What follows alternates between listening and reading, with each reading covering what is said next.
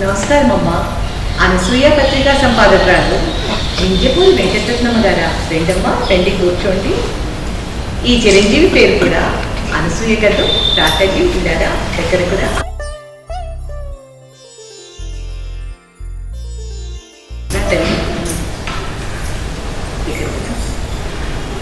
అవునమ్మా, చిన్నది సీత మా అక్కయ్య దగ్గర ఉంది.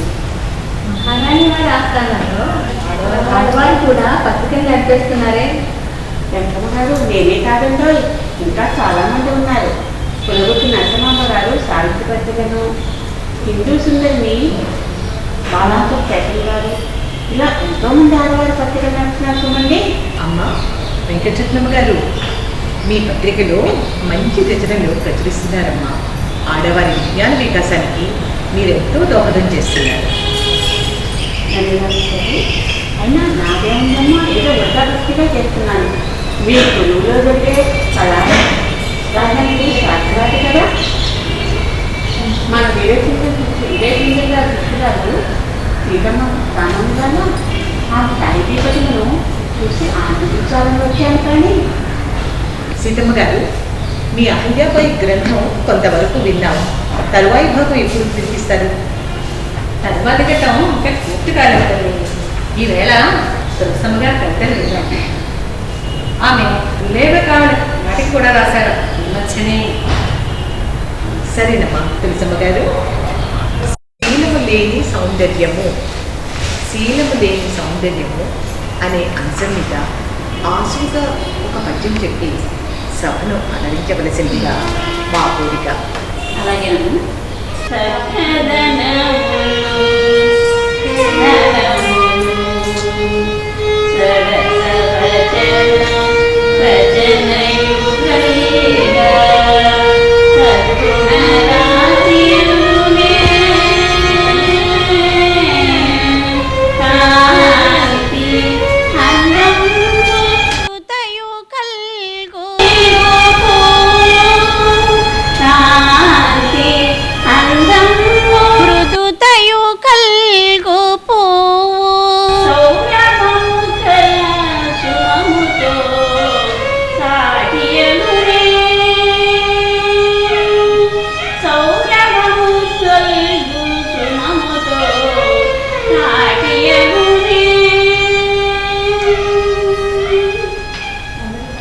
తులసమ్మ గారు చాలా చక్కటి ఉపమానం చెప్పారమ్మా. చాలా చక్కగా చెప్పారు తులసమ్మ గారు. చాలా బాగుంది. చాలా బాగుంది. ఇప్పుడు ఒక సమస్యాపూర్ణ. అవును సుమా, సమస్యాపూర్ణం లేనిదే రాణిగారి దర్బారు రాణించదు కదా. ఇవ్వండి అమ్మా. సమస్యలు మా గురువుల ప్రతిభ మీరే పరీక్షించాలి. ఎంత మాట్లాడారు మహారాణి, మీ గురువు ప్రతిభను నేను పరీక్షించదమా?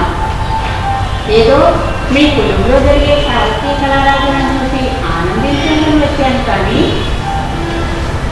అమ్మ మహారాణి గారు సమస్య నివడలని చాలా చిత్రం. పండితులైన దేవులపల్లి తమ్మన శాస్త్రి గారి పుత్రిక, భామకవి కృష్ణ శాస్త్రి సోదరి కవిత వల్లరి ఆమె సొత్తు కదా మరి. వెంకటరత్నమ్మ గారు, ఇది సమస్య. రతిపై చతురాశ్రినకు అనురాగము హెచ్చెన్. రతిపై చతురాశ్రినకు అనురాగము హెచ్చెన్. బ్రహ్మకైనా పుట్టు రేమదేవి. మరి వెంకటరత్నమ్మ గారు ఏమని సెలవిస్తారో? చాలా బాగుందమ్మా మహారాణి. మహారాణి గారు చాలా సరసంగా ఉందమ్మా. అవతరిస్తాను, నేను చెప్తాను. అవతరిస్తాను. కుతుకముతో వీణనుకొని, కుతికముతో వీణనుకొని శృతిహితముగా పాటలు పాడి, శృతిహితముగా పాటలు పాడి సుస్మిత దితులను ప్రసరించెడి, సుస్మిత దితులను ప్రసరించెడి. భా రతిపై చతురాశ్విన కనురాగము హెచ్చెన్.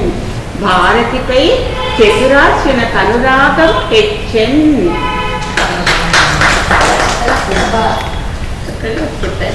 వెంకటరత్నమ్మ గారు, మీ కవితాద్యుతులను సభపై చక్కగా ప్రసరింపచేశారమ్మా.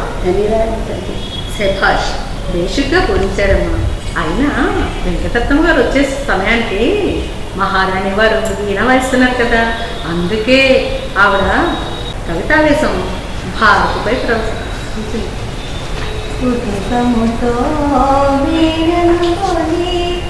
లక్ష్మీనారాయణ గారు మరొక కృతిని మహారాణి గారితో పాటు ముందుంచారా? అవును, పాటల వెంకమ్మ గారు ఈరోజు పాట పాడకుండా దాటేస్తున్నారే. పద కవితా పితామహుడు అన్నమయ్య కీర్తన ఒకటి ఆలపించకూడదా ఇంకమ్మగారు? అలాగే పులి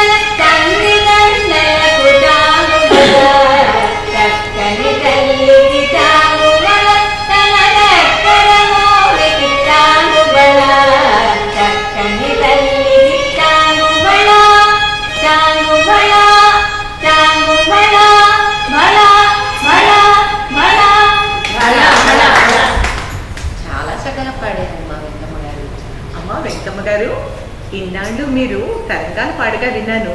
ఈరోజు అన్నమయ్య కీర్తనను ఎంత మధురంగా పాడారమ్మా. చాలా సంతోషం తల్లి. అన్నమయ్య కవిత్వం ఎంత అద్భుతం. ఆయన తేట తెలుగు పదాన్ని తేలి చాలు వరకు. ఈరోజు ఇక్కడ మనమంతా కవితా గోష్ఠితో సాహిత్య గోష్ఠితోనూ హాయిగా కాలక్షేపం చేస్తున్నాం. మన దివాన్ గారు మొక్కపాటి సుబ్బారాయుడు గారి తోబుట్టువు కామమ్మ గారు సామాజిక సేవ ఎంతో చేస్తున్నారమ్మా. ఆమె మన పిఠాపురంలో ఉన్న మిషనరీ హాస్పిటల్లో అభాగ్యులు నిరుపేదలు అయిన గర్భిణీ స్త్రీలకు అన్ని విధాలా సహాయం చేస్తున్నారు. ఆమె సేవలు నిజంగా అద్వితీయం. అన్నట్లు ఈరోజు ఉప్పులూరి అక్కమ్మ గారు రాలేదే? ఆవిడ స్త్రీ సమాజంలో ఆడవారికి విద్య నేర్పడంలో నిమగ్నమై ఉండి ఉంటారమ్మా. మీరు కులగుచ్చి నరసింహమ్మ గారు కూడా పెద్ద కవితాలకి నాకు చూపించారమ్మా. మీ సాహిత్య పఠనం చూసి ఆమె ఎంతగానో మెచ్చుకున్నారు. నరసింహమ్మ గారి అభిమానానికి నాకు కృతజ్ఞతలు తెలియజేయటమ్మా. అమ్మా వెంకటరత్నం గారు, మీతో పాటు నరసింహమ్మ గారు కూడా తీసుకురావాల్సిందమ్మా. ఆమె అఖిలాంధ్ర మహిళా సభకు అధ్యక్షత వహించి సభను చక్కగా నడిపారు కదమ్మా. మహారాజు గారు వచ్చే ఏడాది జరగబోయే అఖిలాంధ్ర మహాసభకు అధ్యక్షత వహించవలసిందిగా మన కొట్టెలపూడి సీతమ్మ గారిని ఆదేశించారు కూడా. అలాగేనా అమ్మా?